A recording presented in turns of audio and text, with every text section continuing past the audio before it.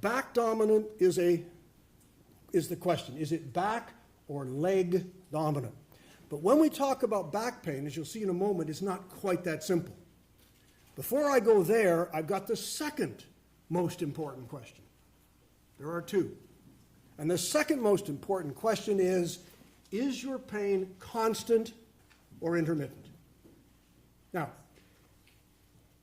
this is a question that must, and I use that word advisedly. I've watched students over the years. If you don't ask this question right, you don't get the right answer. You say to the patient, is your pain constant or intermittent? And the patients will always say, constant. I've had it for 3 months. It's driving me crazy. Oh, my God, I'm here. You're not going to say, well, it goes away lots of the time. No. It's constant. That is not the correct answer. In order to ask this question correctly, it comes in two parts. Part A and Part B.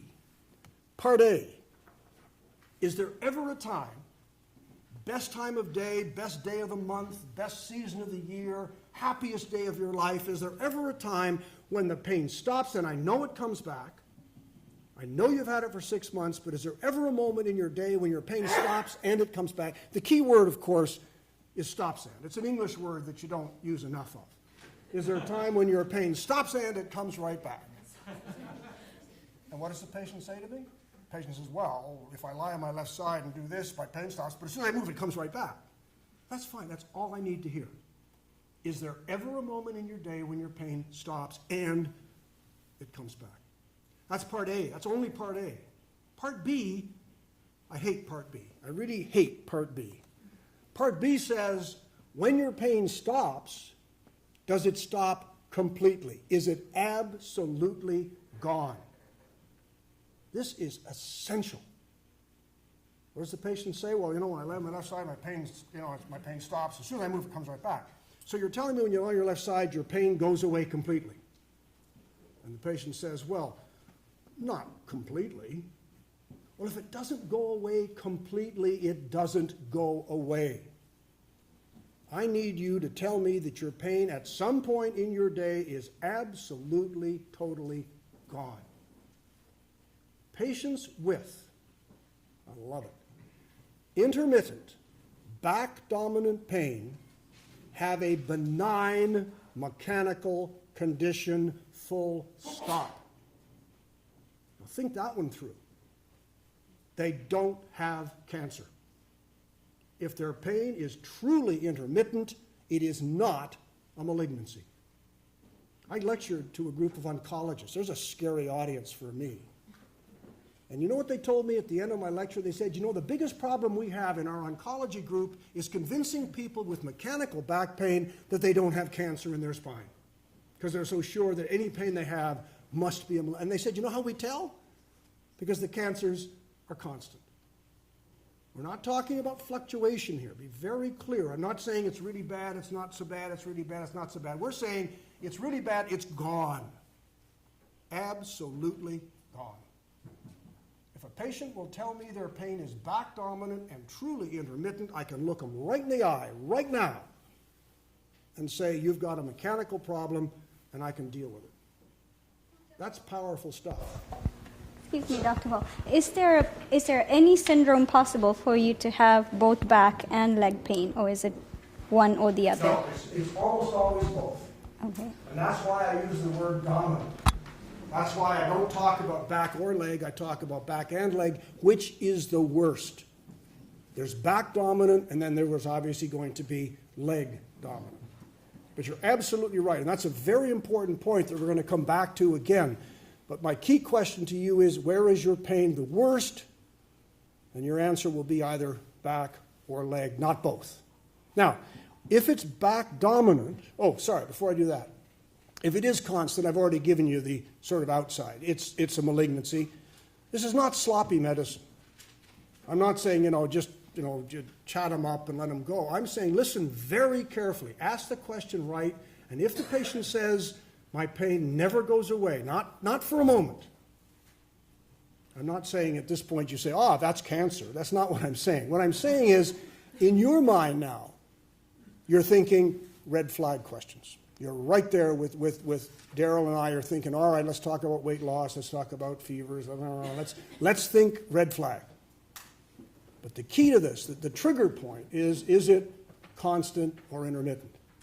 And if the pain is totally intermittent, it is not. Now, Daryl raised the point the last course you ran, that there are some patients whose pain, has never been totally intermittent, and you can't sort of be that clear. What I'm saying is that at this point, your back pain is like it's always been.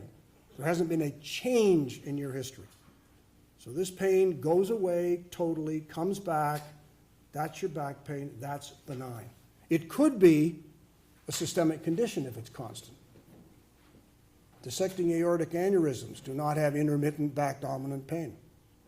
The story of intermittent back dominant takes aneurysm out of the mix. You can investigate for it, they might have it, but I'll tell you from history, it isn't going to be there. At least it's not going to be the cause of their pain. Pain disorder patients we'll talk about tomorrow, and the final one is constant mechanical. Now that's a bit of an oxymoron. We're talking, remember, about structural pain. We're talking about pain from a thing in your back.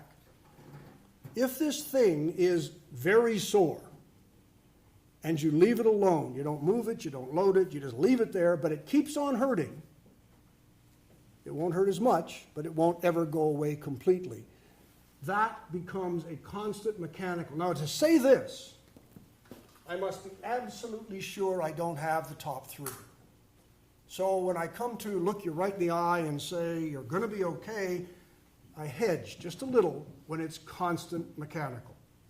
We'll come back to how I decide that in a moment. But the fact is that if I have eliminated malignancy, if I've ruled out the systemic conditions, all of which come with their own set of symptoms, if I've dealt with the pain disorder, now I'm left with constant mechanical, and that's reassuring, albeit slightly less black and white than if it were truly intermittent. The key questions, in addition to the red flag questions, which need to be asked, and I've left that with Daryl because he's covered those, are very simple. They're very mechanical. Where is it the worst? Is it constant, intermittent? What makes your pain worse? What makes your pain better? Because that ultimately not only tells me the pattern, the syndrome, but it gives me a basis of treatment. Have you had the same pain before? Back pain is recurrent. The literature, there's actually an article in this month's newsletter for the Canadian Spine Society looking at where this everybody gets better in 3 months comes from. It comes from an old study in Britain for which there was never any science. And in fact, all the recent stuff talks much more about the recurrent nature, that half the people with back pain will have it again by the end of the year, that it is not the individual attack, it's the fact that it keeps coming back, and that's what you see. Here's my back pain back again. I had it last year, it went away, it's back again, back again, back again. So what happened before is very likely to happen again. And if the treatment you had before worked, then and the pain is the same, then logically that's where I'm going to start. I'll do the same thing I did last time. The fact that it didn't last, who cares? I'm going to make you better again like I made you better last time. And conversely, if the treatment made them much worse, you look kind of stupid when you say, here's what I want you to try, and they say, oh, yeah, I did that last year and it made me much worse. And you go, well, I don't think we'll try that one. It's amazing. We've all seen this. Patients forget they've had spine surgery. Only spine surgeons can be amazed with the fact that people forget they have it. You take their shirt off, there's a scar on their back, and you say, what? Oh, I had my back, I forgot to tell you, I had spine surgery. So ask the question specifically. And then finally, the level of disability. This matters. This is the social issue. This is the question of support. This is all the psychosocial issues. What's it stopping you from doing? How bad is this? Is your life gone, or is it just a matter of inconvenience? Because that matters a great deal to how aggressive you're going to be and whether or not this person needs to be investigated or carried on. Those are the questions. Add the red flag questions, and that's really all you need to ask. History is key. It's all about the history. But the physical examination needs to support the history. In family medicine, unfortunately, and I'm sure I'm as Darryl said, nothing I say should be derogatory because you guys have a tough road to hoe. Plus the fact I'm married to a family doctor, so I have to be very careful what I say about family doctors. Family doctor physical examination of the back often bears no resemblance to the history. You take the history and then you do what you always do. You have them touch their toes, you poke them a bit, you go, you lift their leg. Ooh, like, I don't know what the hell I'm doing here. It's all just, can't quite remember from medical school.